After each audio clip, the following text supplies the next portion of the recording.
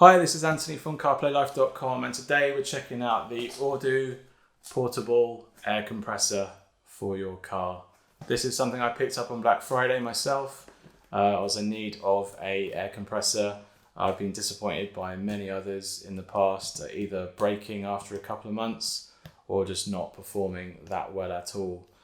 This was selling for $26.99 normally, and I got this for $19.99 in the Black Friday sale last week. So it's arrived. I thought I'll bring a video on it because you've probably got a car, hence that's why you're here, and hopefully you're looking for a air compressor like I was that actually does the job, performs well. It's got great reviews on Amazon, so I thought I would check it out and hopefully it does a better job than the one it's replacing in my car. So let's just see what comes in the box. So in the box, it's super handy because it comes in a nice little carry case. So this case keeps everything all together. You're not going to lose any bits that actually comes with it. In the actual case itself, you get the actual air compressor itself. Put that there. Nice and compact, so it's easy to stow away in your boot. In the packaging, you get a free 12-month warranty cover, a user manual, and the various accessories that you normally get with air pumps these days. So various accessories such as you get two voltage amps to put into the compressor if that ever blows.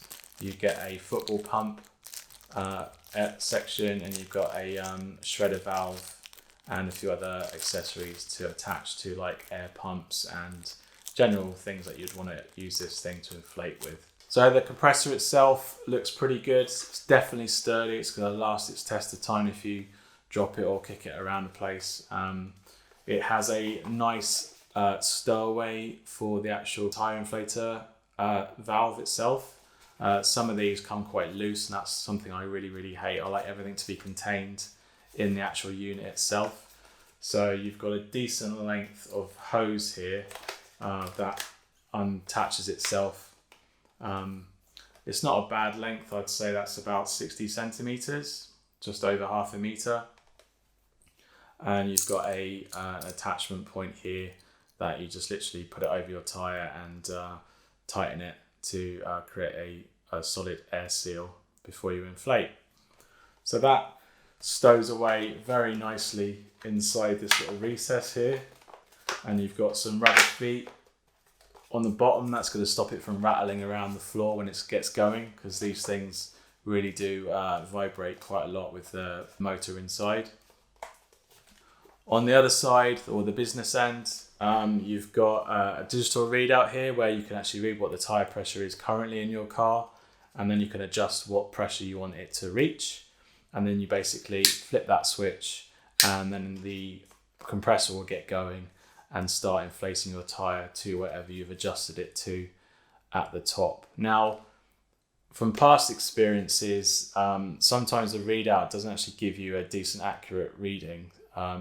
In my last one I had, it's got to go to 40 psi, and I would have to set it to 44 to get at least 40 psi out of it. So I would need to set this a lot higher than what it actually does give out, and that's something you learn generally with all these. You find out their quirks and you adjust accordingly. And also a nice handy section is the power cable, because obviously you need to power this unit. It's not rechargeable. You've got this little hook here, and if you pull it and lift it up, you've got the cable extension for the actual unit itself. Now, this is a bit misleading because I bought this thinking this was on like a bungee cord, so you would literally pull it all the way out. And I'm disappointed to actually receive this and find out that's not the case. It's basically a big hole that you have to still coil this up with and then just shove it in the actual compartment itself. So that's a little bit disappointing, but you'd just plug this into a 12 volt port in your car, and then you're good to go. It'll start functioning. Let's get this plugged into the car and see how well it inflates and how fast it inflates, and also just the general noise level, because these things do really kick out a bit of a noise. So let's go outside and see how well it performs. So here we are outside, and first we need to unhook the hose from the back of the unit and remove the tyre cap. And I thought it'd be a good idea to use my meter reader and get a value to compare it against. So here you can see it's 38.8 psi. And then next we uncoil the tyre hose and attach that to the valve itself. It's normally a bit of a two-handed job, but I managed to do that with one hand and attach it. And then opening up the power cable compartment and uncoil the power cable, and we attach it to our 12-volt socket in the boot of the car. And on boot up you saw some LEDs come on because the switch was set to on for the lights, and you can see the first setting which we changed to PSI, and we got 37.5, so it's not that far off the meter reader, so that's a good sign. So we set this to 40 PSI, and on switching the compressor off and then back on again, it would kick into life and start putting air into the tyre up to the level that I've set it to, which was 40 PSI. So I thought the sound wasn't too bad actually.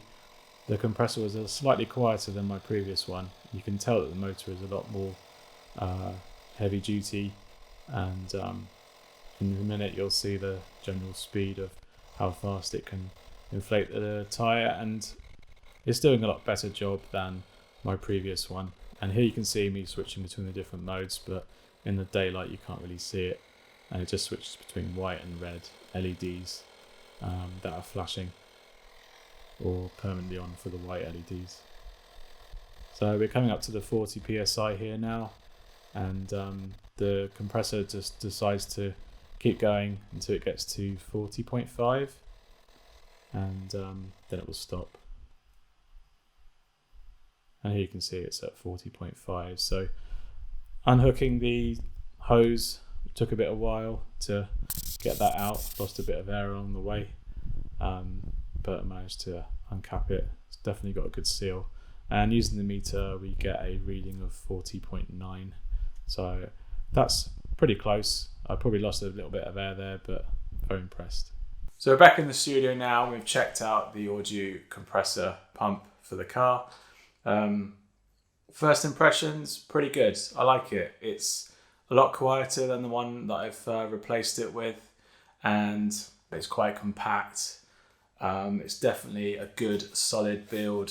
You can hear in the motor that it's potentially going to last a long time. It feels stable. My previous one felt a little bit rattly and a little bit weak. This definitely has the power to get your tyres inflated, and the speed is impressive as well. It managed to inflate my tyres quite quick to the PSI that I set it to. It goes up to a maximum of 150 PSI, so there's definitely a good wide range there, which means that the motor in this is definitely substantial enough to kick out a decent amount of pressure. I did find that the cap onto my valves in the car was a bit tricky. You have to really put the whole thing onto it, and it makes me feel that it's going to give a better seal because of that. My previous one, this was quite loose, and it sort of was on it almost immediately, which meant that as soon as you disconnect the locking mechanism, air was coming out immediately, whereas this one, it seems to hold on to it a little bit longer to give you that time to yank it off the tyre itself. So that's one thing. I wish this was just a little bit longer, maybe about 2 more inches longer, but I always find it always hangs off this pipe if you have the valve at the very top and you want to rest this on the road surface.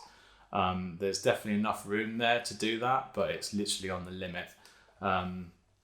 Usually this is like hanging off a little bit, but it's a decent size. I've got 18-inch rims, so it does have to reach quite far if you've got the valve at the top of the wheel, and this is sitting on the surface down below.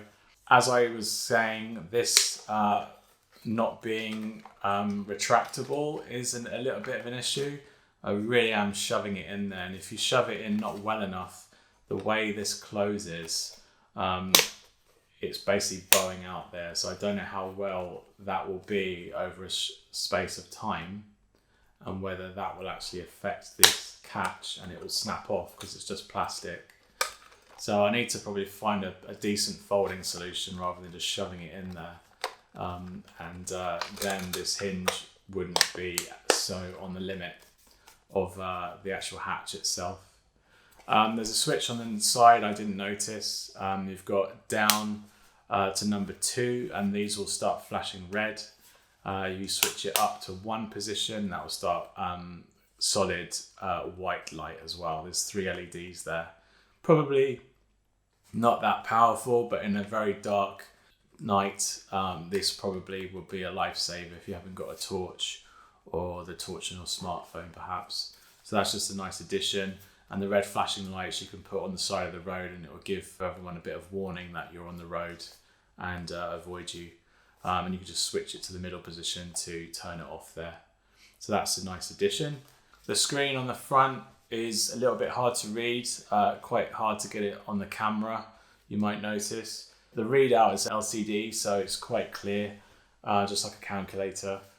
Pressing the R does switch between 4 different pressure modes, and you've got the plus and minus there to adjust it to which PSI you want to set it to. And as soon as you're good to go and it's all plugged in, you just switch it on, and the compressor will basically do its job until it reaches the desired PSI or rating that you set it to. So it's nice and easy.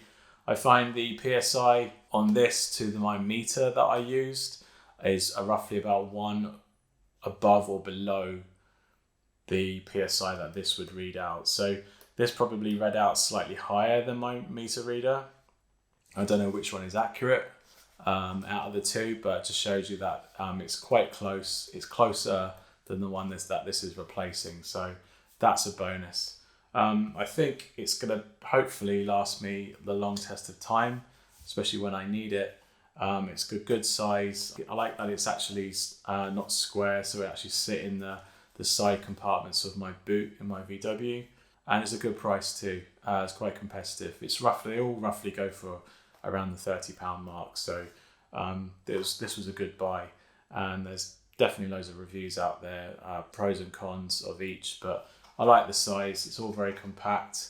The motor in there sounds very good, and it's going to really last a long time, and the reviews speak for themselves on Amazon too. So if you like this, check out the link below for how to order it, and if you found this video helpful, give us a like, give us a subscribe. It really helps us out. And I'll see you on the next one. Cheers. Bye.